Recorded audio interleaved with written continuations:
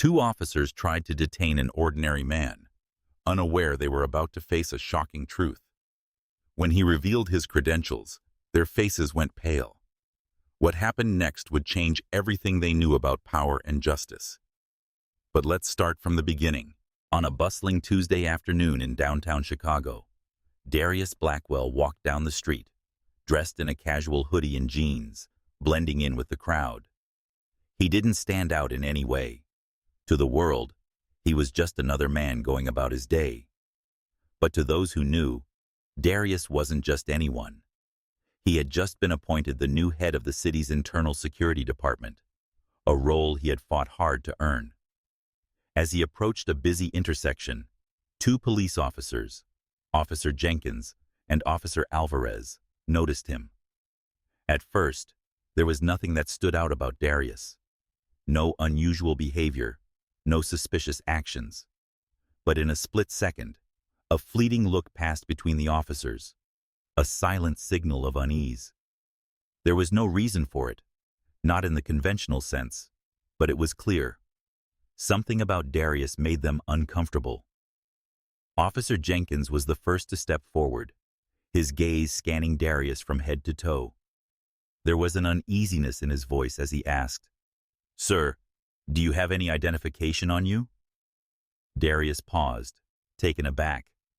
He wasn't used to being approached in such a way, especially not in broad daylight on a busy street.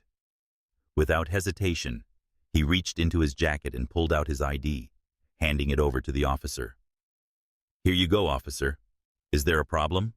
he asked, his voice calm but tinged with confusion. Before Darius could finish speaking, Officer Alvarez moved in closer. His hand hovered dangerously near his gun, the tension in the air thickening. A subtle shift in his stance, more aggressive now, less measured. It was clear that the situation was escalating, but for reasons Darius couldn't yet understand. The passing crowd barely took notice of the exchange, their attention drawn elsewhere, oblivious to the fact that a simple encounter was about to spiral into something much more serious. In that moment, Darius felt the weight of the situation, a sense of something brewing beneath the surface. But he still couldn't shake the nagging confusion. Why him? Why now? The next few seconds would determine everything. Without warning, Officer Jenkins grabbed Darius's wrist, yanking him towards the squad car. "You're coming with us." Darius's mind raced as he tried to pull away, his confusion quickly shifting to disbelief. "What the hell is this about?" he demanded, his voice sharp. His heart pounded in his chest, adrenaline pumping through his veins, but the officers were already too far into their power trip to stop. His instincts screamed to fight back, to break free from their grip, but he fought the impulse, reminding himself of the bigger picture. He clenched his jaw, his anger simmering just beneath the surface. Darius had spent years earning the position he held now, climbing through every obstacle thrown his way, only to find himself treated like a criminal on the streets of his own city, simply because of how he looked. The injustice of it was suffocating. Officer Alvarez, meanwhile, had his radio to his mouth, the static crackling as he spoke into it. "Can't find anything on him. He looks like trouble." The words hung in the air, a thinly veiled judgment, a presumption that weighed heavy on Darius. His heart tightened in his chest. "Looks like trouble." What did that even mean? Was it because he was a black man in a hoodie, in the wrong place at the wrong time? Jenkins barely glanced at Alvarez before muttering, "Let's just take him in. Better safe than sorry." The words stung. The dismissal in their tone, the casual, nonchalant way they dehumanized him, was like a slap in the face. Darius's body tensed, his breath shallow as frustration boiled over. He wasn't just being detained. He was being stripped of his dignity, made invisible, his worth reduced to a stereotype. This wasn't just about a misunderstanding. This wasn't just about a bad encounter with the wrong cops. This was about years of systemic injustice, about the weight of history pressing down on him in this very moment. It was about the world seeing him as less than he was. His mind screamed for resolution. He was a man who had worked his whole life to prove his worth, to demand respect.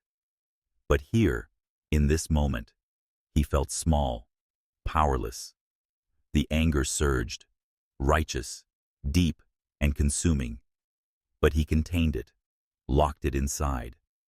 If only he could unleash it. If only he could show them that he was not the person they thought he was. But for now, he had to endure. As Darius was being roughly led toward the squad car, his phone buzzed in his pocket. He barely had time to register the vibration before he pulled it out, his eyes scanning the message from his assistant at the department. "Sir, the press is here. They're waiting for your statement about the new security measures."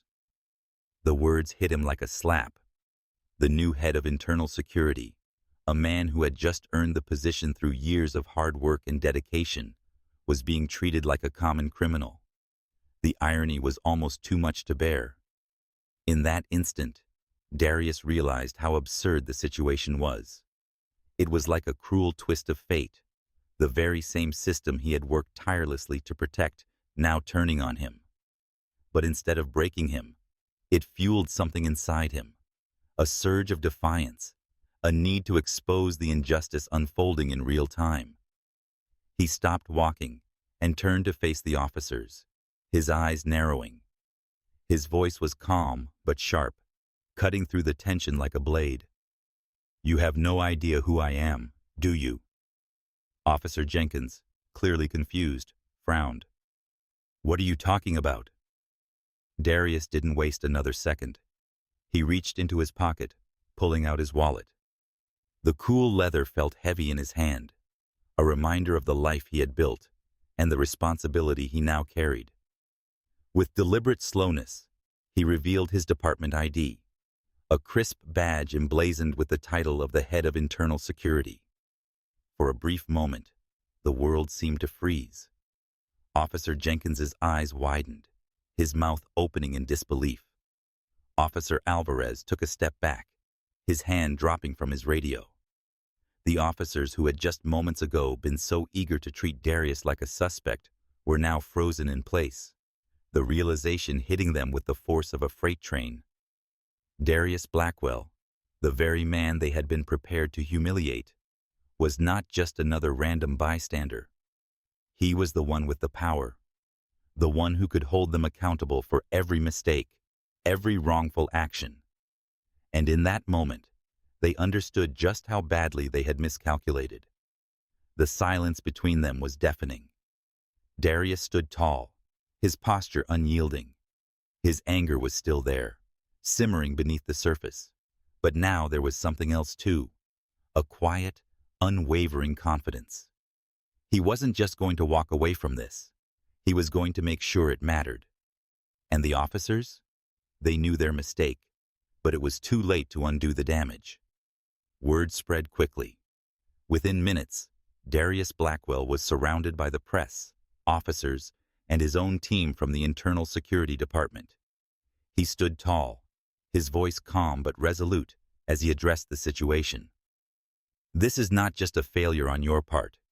It's a failure of a system that continues to operate with bias, to assume that the color of someone's skin is all that matters. I will not tolerate this." In the weeks that followed, the incident sparked an internal investigation. Officer Jenkins and Officer Alvarez were put under review, and Darius Blackwell used his newfound position to implement reforms that ensured better oversight and fairness within the force.